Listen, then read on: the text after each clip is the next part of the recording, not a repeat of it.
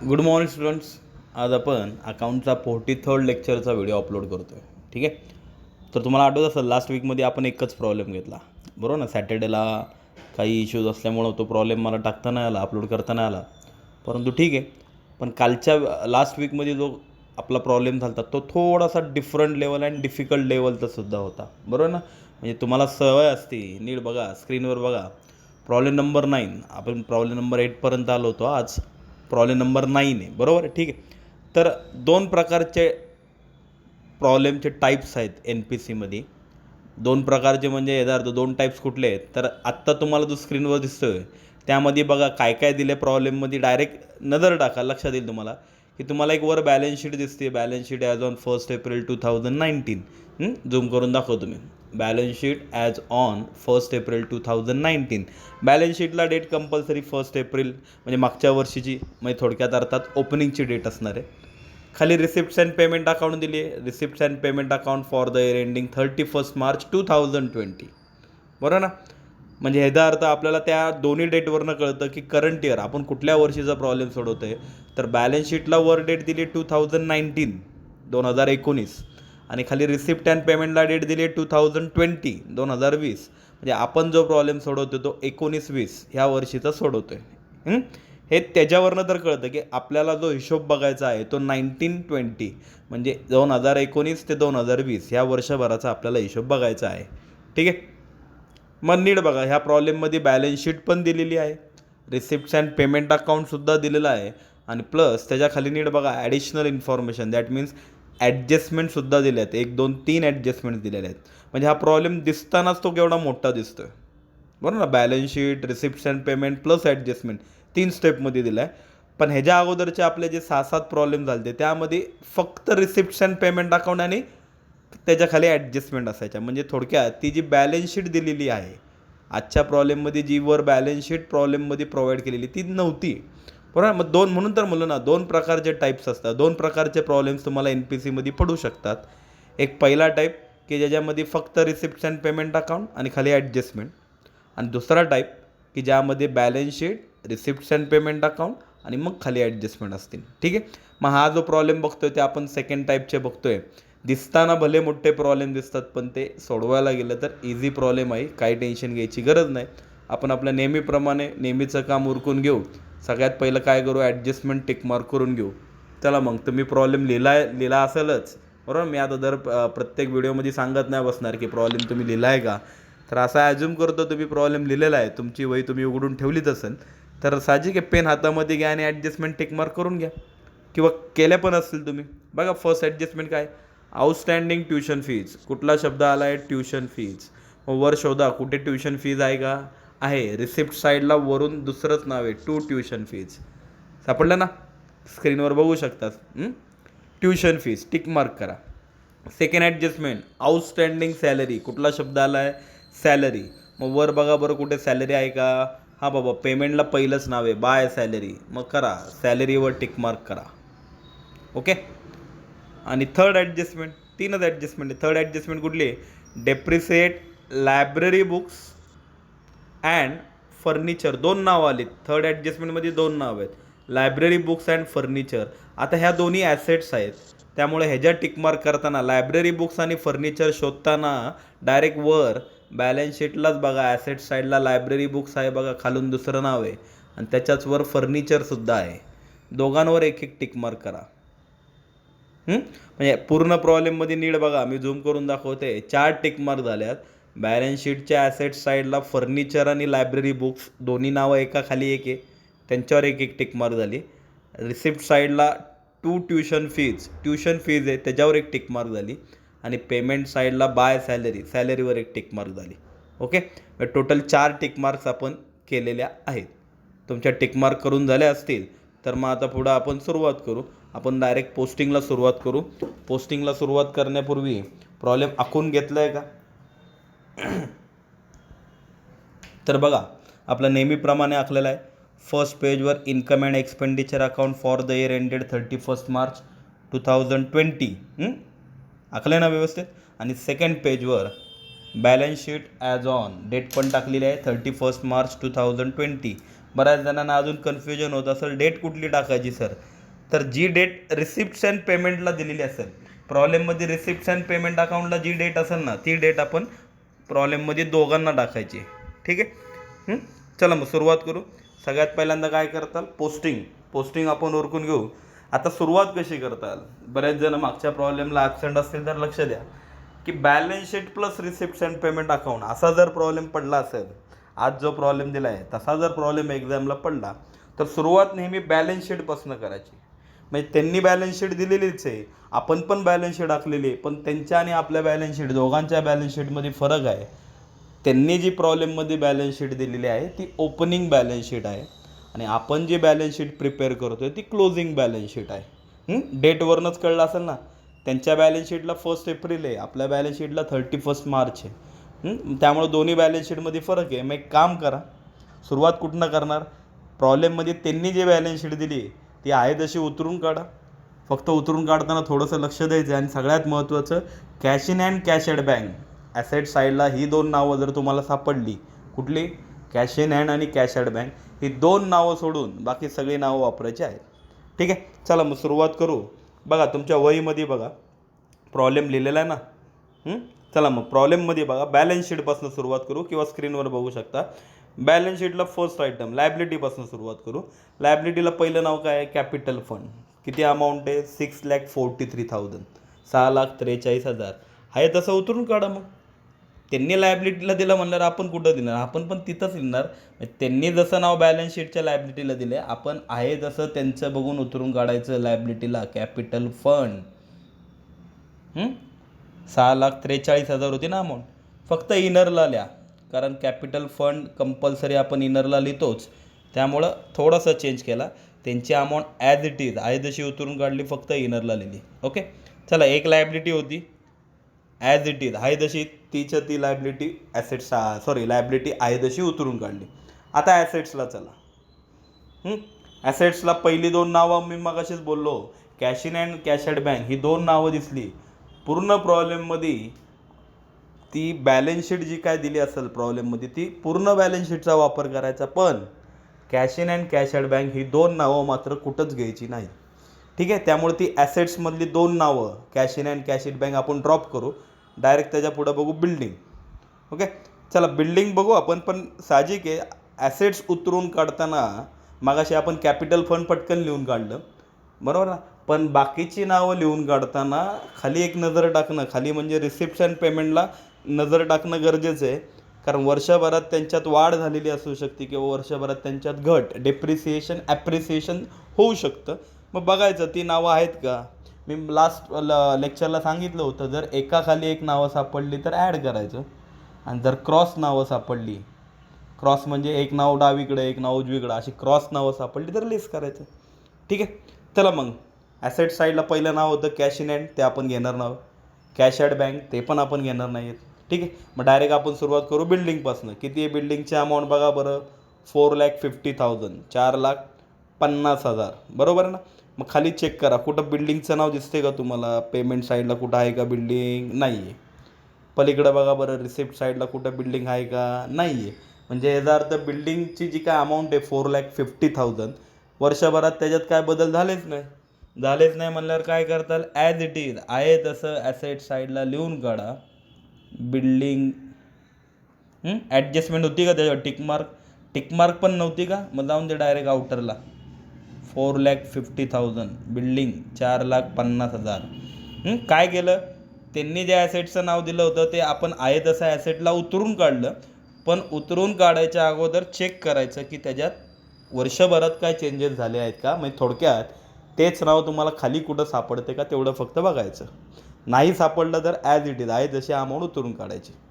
आता लक्ष द्या, काय काय जणांना कळलं नसेल तर नीट आता लक्ष द्या. बिल्डिंग नंतर पुढची ॲसेट्स काय बघा बरं. बिल्डिंग नंतर पुढचं नाव आहे फर्निचर, 72,000, 72,000, बरोबर. म्हणजे आपल्याकडं ओपनिंगला वर्षाच्या सुरुवातीला फर्निचर होतं 72,000चं. आता खाली चेक करा कुठं फर्निचर आहे का. एक मिनटं, तुम्हाला स्क्रीनवर आता दाखवायला लागेल, लक्ष द्या. फर्निचर इथं दिसतंय तुम्हाला प्रॉब्लेममध्ये 72,000, की 72,000चं फर्निचर आपल्याकडं ओपनिंगला होतं. आणि खाली बघितलं तर पेमेंटला सुद्धा आहे बाय फर्निचर 50,000. मग ही दोन्ही नावं एका खाली एक आली आहेत, म्हणजे दोन्ही नावं अर्थात उजव्या बाजूला आहे ना तुमच्या, ॲसेट्सला पण आहे आणि खाली पेमेंट्सला पण आहेत. मी ते मगाशीच सांगितलं, एका खाली एक आली म्हणल्यावर काय करायची, ॲड करायची. आणि त्याचा अर्थ काय झाला की आपल्याकडं ओपनिंगला 72,000चं फर्निचर होतं, वर्षभरात तुम्ही परत नवीन फर्निचर परचेस केलं 50,000चं, असा त्याचा अर्थ झाला. ठीक आहे, चला मग ॲड करताल कसं लिहिताल. ॲसेट साईडला आपल्या वहीमध्ये घ्या, ॲसेट साईडला लिहा फर्निचर, इनरला लिहा 72 72,000, ओपनिंगला 72,000चं फर्निचर होतं. ॲड परचेस किंवा न्यू लिहिलं तरी चालेल, त्यात नवीन फर्निचर तुम्ही परचेस केलं, खरेदी केलं, कितीचं, 50,000चं. दोघांची ॲडिशन करा बरं, 72 + 50, दोघांची ॲडिशन होईल 1,22,000, 1,22,000. पण मी इनरलाच ठेवलेत. तुम्ही म्हणता सर आउटरला का नाही टाकले दोघांची टोटल, तर फर्निचरवर नीट बघा, टिकमार्क केली आपण, दिसलं असेल ना. मग टिकमार्क केली म्हणजे याचा अर्थ फर्निचरवर ॲडजस्टमेंट बाकी आहे, त्यामुळं फर्निचर इनरलाच ठेवताल, एक लाईन सोडा. ठीक आहे, नक्की कळलं, काही टेन्शन घ्यायची गरज नाही. फक्त ती नावं चेक करायची, एका खाली एका सापडलं की ॲड करायचं, क्रॉस सापडलं तर लेस करायचं. ठीक आहे, चला बिल्डिंग झालं, फर्निचर झालं, नेक्स्ट आयटम घेऊ. त्यानंतर आहे लायब्ररी बुक्स. फर्निचरपर्यंत आलं, आता बघा लायब्ररी बुक्स आहे. एक मिनटं, लायब्ररी बुक्स किती अमाऊंट होती, 45,000. आपल्याकडं वर्षाच्या सुरुवातीला 45,000चे लायब्ररी बुक्स होते. आता बघा बरं खाली कुठं दिसते का लायब्ररी बुक्स, तर नीट बघा पेमेंट साईडला, त्याच्याच खाली पेमेंट साईडला परत तेच नाव सापडलं, लायब्ररी बुक्स 14,000, 14,000. मग अशी फर्निचरचं काय केलं, सेम त्याचं पण तेच आहे, एका खाली एक सापडलं म्हणल्यावर काय करताल, ॲड करताल. मग करा, वर किती होते 45 आणि खाली किती होते 14, दोघांचे ॲडिशन करून टाका ॲसेट्सला. ॲसेटला लिहिताल लायब्ररी बुक्स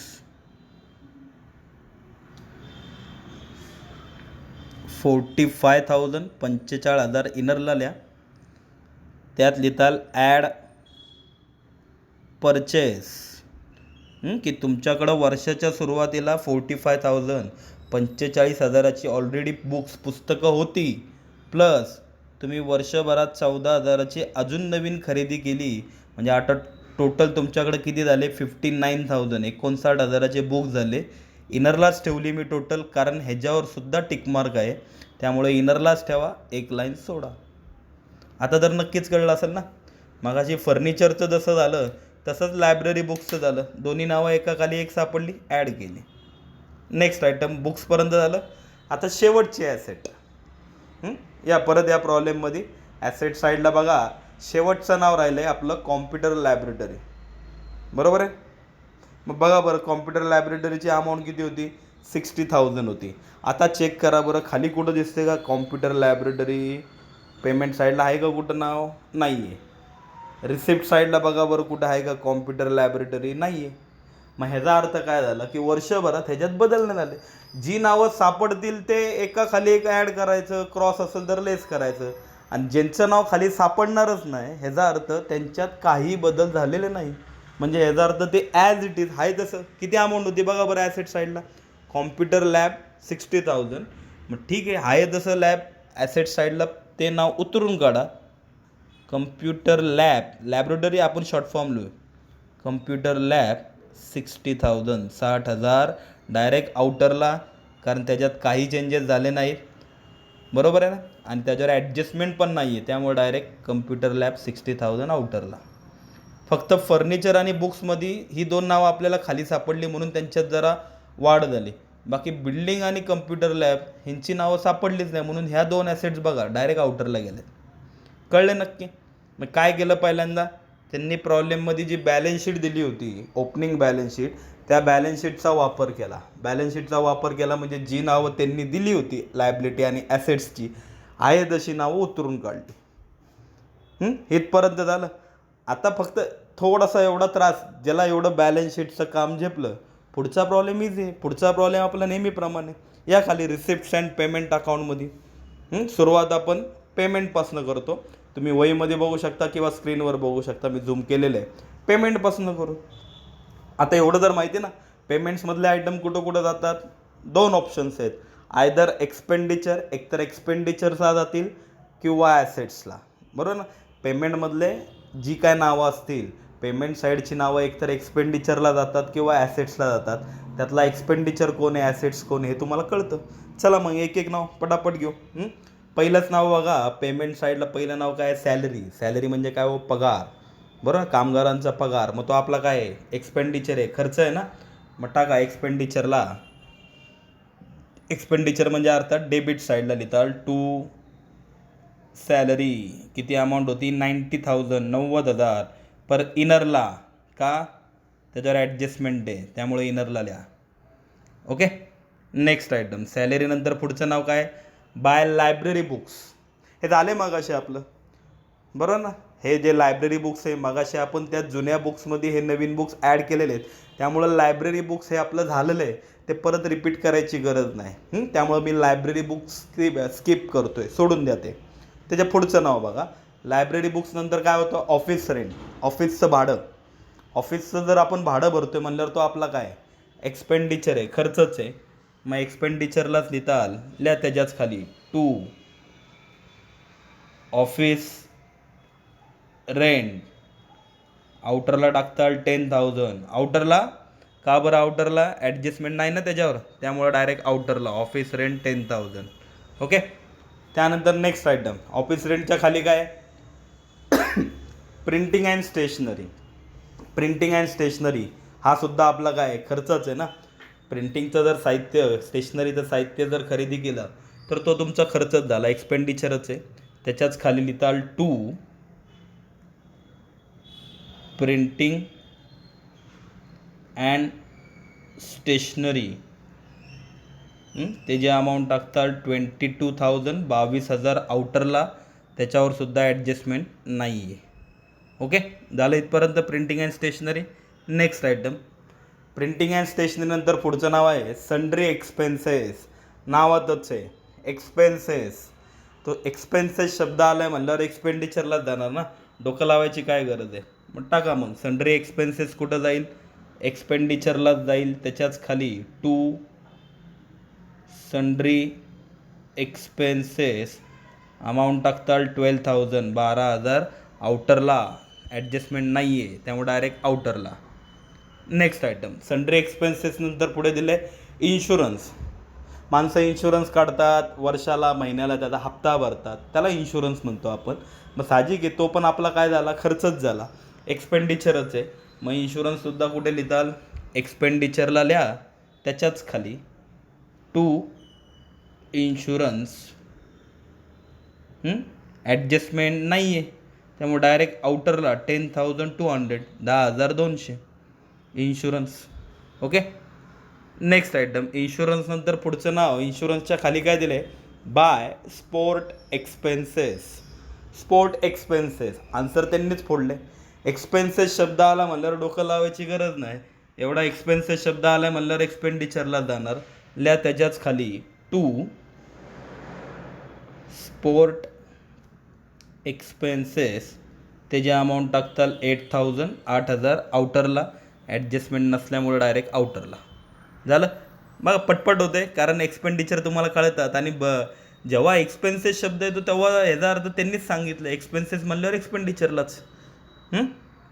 त्यानंतर स्पोर्ट एक्सपेन्सेसच्या खालचा पुढचा शब्द काय, ॲन्युअल गॅदरिंग एक्सपेन्सेस. इथं पण परत एक्सपेन्सेस शब्द आला आहे. मग एक्सपेन्सेस शब्द आला आहे म्हणल्यावर एक्सपेंडिचरला, त्याच्याच खाली लिहिताल टू ॲन्युअल गॅदरिंग एक्सपेन्सेस. ते जे अमाऊंट टाकताल 9,000, 9,000 आउटरला, ॲडजस्टमेंट नाही आहे. ठीक आहे. लागोपाठ दोन्ही एक्सपेन्सेस होते, दोन्ही एक्सपेन्सेस एक्सपेंडिचरला गेले. चला आता पुढे ॲन्युअल गॅदरिंग एक्सपेन्सेसच्या नंतर पुढचं नाव काय, बाय फर्निचर. हां, आता लक्ष द्या, कुठला शब्द आला आहे, फर्निचर. अरे फर्निचर आपली ॲसेट्स आहे, पण मगाशीच आपण हे जे फर्निचर आहे 50,000, 50,000 हे मगाशी फर्निचरमध्ये ॲड करून झालेलं आहे. बघा तुम्ही तुमच्या ॲसेट साईडला वहीमध्ये, किंवा इथं मी तुम्हाला दाखवतो. फर्निचर हे आपलं वापरून झालं आहे 50,000, बरोबर आहे ना. ॲड करून झालेलं आहे. त्यामुळं फर्निचर परत एकदा ज्या गोष्टी आपण ऑलरेडी यूज केलेल्या आहेत त्या परत रिपीटेड करायची गरज नाही आहे. त्यामुळं फर्निचर झालं आहे, फर्निचर स्किप करा, सोडून द्या ते. पुढचं फर्निचरचा पुढचा शब्द काय? रिपेअर्स. की कुठली ॲसेट बंद पडली की आपण ती रिपेअर करून घेतो. मग जर रिपेअर्स म्हणल्यावर आपला काय झाला? खर्च झाला. मग लिहून काढा रिपेअर्स. एक्सपेंडिचरला लिहिताल टू रिपेअर्स. ॲडजस्टमेंट नाही आहे त्यामुळे डायरेक्ट आउटरला 15,000 15,000 रिपेअरची अमाऊंट टाकताल 15,000 15,000. ओके. आणि last item by balance carried down. Carried down वापरायचे असतात, ब्रॉड डाऊन वापरायचे नसतात. त्यामुळे कॅरेट डाऊन आपण वापरणार आहे. By balance carried down dash मारून नीट बघा. 2 नावं दिलीत त्यांनी, cash in hand, cash at bank. दोन्ही नावं कुठं जातात? ॲसेट साईडला. त्यामुळं ॲसेट साईडला लिहून काढा. आपल्या बॅलन्स शीटच्या ॲसेट साईडला लिहिताल एकाखाली एक नावं टाका. पहिली कॅश इन हँड आणि त्याच्याच खाली लिहिताल कॅश ॲट बँक. अमाऊंट काय होती? 4,800 आणि 70,000. 4,800 आणि 70,000 70,000. ठीक आहे. म्हणजे अशा प्रकारे नीट बघा. पेमेंट साईड आपली पटकन झाली. पेमेंटला जी काय नावं होती, जेवढे आयटम्स होते, पटापट आपण थोडेफार एक्सपेंडिचरला, थोडेफार ॲसेट्सला ट्रान्सफर केले. आता पलीकडे या रिसिप्ट साईडला. रिसिप्ट साईड म्हणजे तुमची आवडती साईड. का बरं? कारण रिसिप्ट साईडला डोकं लावायची अजिबात गरज नाही. रिसिप्ट साईडला फक्त ॲक्च्युली रिसिप्टचे आयटम इन्कमला आणि लायबिलिटीला जातात, बरोबर आहे. पण त्यातल्या त्यात लायबिलिटी तुम्हाला माहिती नसती. त्यामुळे सगळेच्या सगळे काय करताल? ॲज इट इज हाय तसे सगळे कुठं लिहून काढा? इन्कमला लिहून काढा. चला मग पहिलं नाव बघा. रिसिप्टला पहिलं नाव काय असतं? टू बॅलन्स ब्रॉड डाऊन असतं. मगाशीच मी बोललो बॅलन्स ब्रॉड डाऊन वापरायचे नाही. कारण टू बॅलन्स ब्रॉड डाऊन का वापरायचे नाही कळलं असेल तर नीट लक्ष द्या. काय काय जण ते पण कन्फ्युजन दूर करतो. नीट बघा. हे जे टू बॅलन्स ब्रॉड डाऊन दिले आहेत हे किती दिलेत? कॅश इन हँड 6,000 10,000, बरोबर ना. Cash in hand 6,000, cash at bank 10,000. आणि वर बघा ॲसेटला इथं पण cash in hand, cash at bank 6,000 10,000. म्हणजे ह्याचा अर्थ हे ब्रॉड डाऊन म्हणजे काय? ब्रॉड डाऊनचा अर्थ काय? ओपनिंग. आणि वर ओपनिंगला दिलेलंच आहे ना 6,000 10,000. म्हणजे थोडक्यात काय की ह्या दोन्ही अमाऊंट सेमच असणार आहेत. मग मगाशीच आपण जर वरची अमाऊंट घेतली नव्हती cash in hand, cash at bank, तर ही ब्रॉड डाऊन पण कशी घेणार? म्हणजे थोडक्यात काय? ब्रॉड डाऊन रिसिप्ट साईडला ब्रॉड डाऊन सोडलं तर बाकी सगळी नावं पटापट सगळे इन्कमला लिहून काढायची. मग चला ब्रॉड डाऊन स्किप करू आपण. पुढचं नाव काय? Direct tuition fees. किती अमाऊंट आहे? 90,000. लिहून काढा. कुठे लिहून काढताल? इन्कम साईडला बाय ट्युशन फीज 90,000. पण इनरला लिहा कारण त्याच्यावर ॲडजस्टमेंट आहे त्यामुळे इनरला लिहा. एक लाईन सोडा. By tuition fees 90,000. ओके. त्यानंतर ट्युशन फीज नंतर पुढचं नाव काय होतं? Term fees 3,000. लिहा त्याच्या खालीच बाय टर्म फीज. आउटरला जाऊन दे कारण ह्याच्यावर ॲडजस्टमेंट नाही आहे त्यामुळे डायरेक्ट आउटरला बाय टर्म फीज 3,000. ओके. त्यानंतर टर्म फीजच्या खाली काय? Admission fees 12,000. लिहा बाय. ज्याला काही कळत नसेल त्याला एवढं तर निदान नक्कीच जमलं पाहिजे की रिसिप्ट साईडला जेवढी नावं असतील सगळीच्या सगळी ब्रॉड डाऊन सोडून सगळीच्या सगळी नावं पटापट इन्कमला लिहून काढायची. किती होती ॲडमिशन फीज? बाबा 12,000. ॲडजस्टमेंट नाही आहे मग जाऊन द्या आउटरला. Admission fees 12,000. पुढे ॲडमिशन फीजच्या पुढं काय शब्द आला आहे? To donation. आता डोनेशन पण तिथंच लिहिणार. तिथंच म्हणजे कुठं? इन्कम साईडला. त्याच्याच खाली मी लिहिलं असतं बाय डोनेशन. पण नीट बघा डोनेशनच्या पुढं प्रॉब्लेममध्ये बघा डोनेशनच्या पुढं ब्रॅकेटमध्ये काहीतरी दिलं आहे. कॅपिटल म्हणलेत. म्हणजे याचा अर्थ ॲडजस्टमेंट आहे. डोनेशन त्यांनी कॅपिटलचा अर्थ काय? तर डोनेशन काय म्हणतात? ते कॅपिटलाइज करा. काय काय जणांना अर्थ कळला असेल की कॅपिटल म्हणजे काय? तर कॅपिटल हिथं न मांडता, इन्कमला न मांडता डायरेक्ट कॅपिटल फंडमध्ये ॲड करा. त्यामुळे तो जो डोनेशन शब्द आहे तो मी काम करतोय कॅपिटल फंडमध्ये लिहा ॲड डोनेशन. हे त्यांनी सांगितलं म्हणून ब्रॅकेटमध्ये. भरपूर जणांना वाटेल सर डोनेशन असंच करायचं का? त्यांनी ब्रॅकेटमध्ये शब्द वापरला कॅपिटल म्हणून. जर ब्रॅकेटमध्ये तो डोनेशनच्या पुढं शब्द नसता तर डोनेशन आपण इन्कमलाच लिहिलं असतं. कळलं? पण ते ब्रॅकेटमध्ये त्यांनी सांगितले कॅपिटलाइज, म्हणून मी काय करतोय, डोनेशनची अमाऊंट जी आहे 61,000 61,000 ते आपण काय करणार आहोत, कॅपिटलमध्ये ॲड करणार आहोत. त्यांनी सांगितलं आहे म्हणून. दोघांची ॲडिशन जर केली तर येईल 7,04,000 7,04,000 पर इनरलाच ठेवणार. डोनेशनच्या पुढे मेन्शन केलं होतं प्रॉब्लेममध्ये कॅपिटलाइज, म्हणून डायरेक्ट डोनेशन कॅपिटलमध्ये ॲड केलं. ओके, चला आता पुढे डोनेशनच्या पुढचा शब्द काय, इंटरेस्ट रिसिव्ड. आता हे काय बोललेत का, काय नाही बोलले म्हणल्यावर परत या इन्कमला. Bye interest received. हां, किती अमाऊंट होते बाबा इंटरेस्ट रिसिव्ड, 2,000 2,000 लिहा मग 2,000. त्यानंतर गव्हर्मेंट ग्रांट 1,20,000, त्याला आपण काय म्हणू शकतो, सरकारी अनुदान. मग हा सुद्धा इन्कमच आहे, डोकं का लावताय. हा एखादा म्हणाल सर तिथं ब्रॅकेटमध्ये काहीतरी लिहिलं आहे त्यांनी रेव्हेन्यू वगैरे, रेव्हेन्यूचा अर्थ इन्कमच होतो, त्यामुळे त्याचा अर्थ काय लावत नका बसू. आपलं नेहमीप्रमाणे रिसिप्टला जेवढी नावं असतील सगळीच्या सगळी इन्कमला लिहून काढायची. ब्रॅकेटमध्ये कॅपिटल बोललेत का, लक्ष द्या. म्हणजे त्या ब्रॅकेटवाल्याचा अर्थ केव्हा, एखादा म्हणून सर ब्रॅकेटमध्ये रेव्हेन्यू बोललेत, रेव्हेन्यू वाल्याला टेन्शन नाही घ्यायचं. पण जेव्हा ब्रॅकेटमध्ये कॅपिटल शब्द येईल तेव्हा मग समजायचं की अरे कॅपिटल म्हणल्यावर इन्कमला नाही लिहायचं, कॅपिटलमध्ये ॲड करायचं. एवढंच लक्षात ठेवा. ठीक आहे. मग गव्हर्मेंट ग्रँट आहे तसं लिहून काढणं आहे आपण इन्कम साईडला, ॲडजस्टमेंट नाही आहे, अमाऊंट टाका आउटरला 1,20,000. ओके. आणि लास्ट आयटम गव्हर्मेंट ग्रांट नंतर शेवटचं नाव होतं सन्ड्री रिसिप्ट्स, आहे तसं लिहून काढा इन्कमला, त्याच्याच खाली bye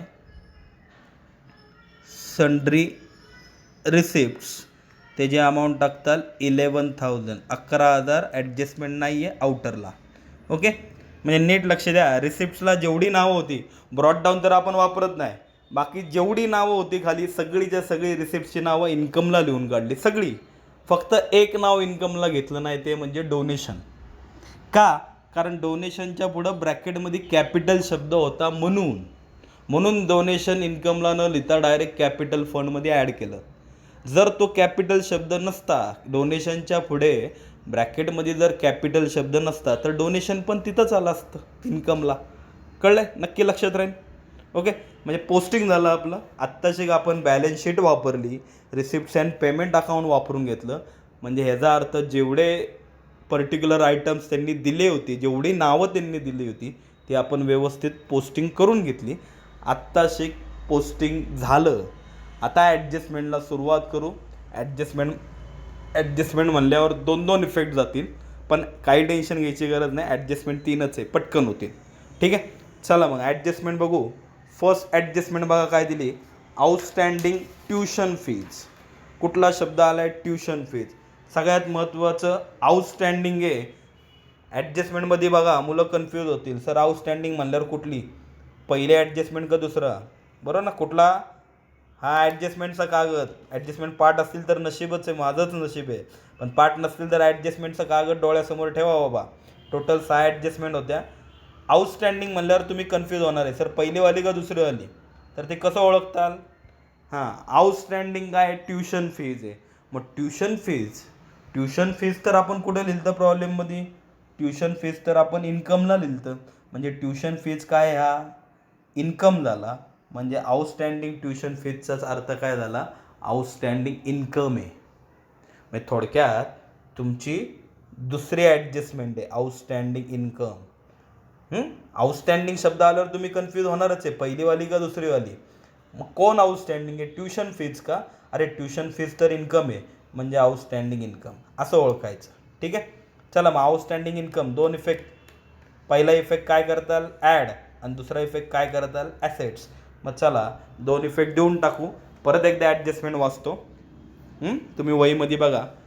outstanding tuition fees ₹15,000, outstanding tuition fees 15,000 आहे.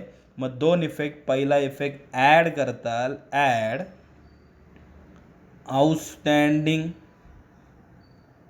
Tuition fees 15,000 15,000. दोघांची ॲडिशन 90 प्लस 15,000 केले तर 1,05,000 1,05,000 आउटरला. पहिला इफेक्ट आपल्या ॲडजस्टमेंटच्या कागदामध्ये बघा दिले तिथं आउटस्टँडिंग इन्कम म्हणलं की पहिला इफेक्ट ॲड आणि दुसरा इफेक्ट ॲसेटला. ॲसेट साईडला लिहून काढा खाली आउटस्टँडिंग ट्युशन फीज किती होती अमाऊंट 15,000. ओके, दोन इफेक्ट झेपले. काय केलं 15,000 मी तिकडे ॲड पण केले आणि 15,000 इकडे ॲसेट्सला पण लिहिले, ॲड आणि ॲसेट्स. त्यानंतर सेकंड ॲडजस्टमेंट आउटस्टँडिंग सॅलरी ₹9,000. परत आता आउटस्टँडिंग शब्द आला आहे.